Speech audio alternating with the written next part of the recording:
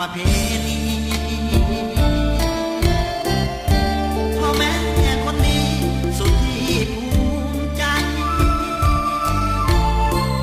พี่น้องป้าลูกเพื่อนฝูงไก่ไก่ลังมากไว้ใส่ให้อ่อนวิวาสมปรารถนาวิวาสมใจสมปองวันนี้ทั้งสองแต่งดอกวิวาขออวยพรมาให้ท่านสุขีจงเป็นผัวแก้วเมียที่ดีอายุยืนนานห้อยวันพันปีขอให้โชคดีมั่งมีทรัพย์สินเงินทองของเคียงข้างสามี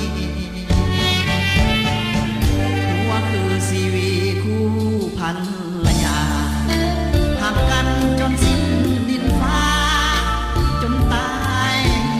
จากลาอย่าได้ห้าได้ป่าอย่าลืมสัญญาห่วงผ่าบาสี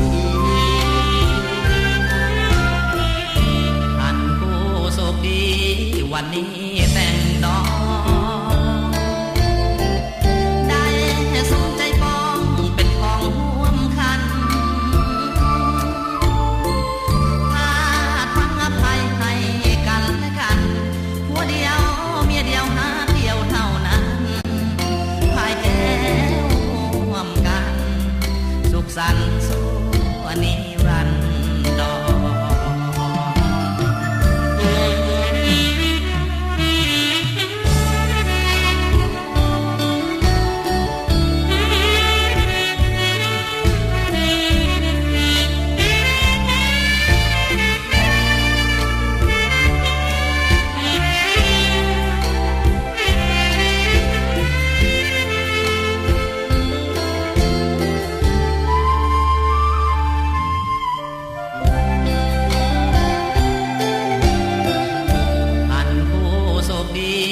วันนี้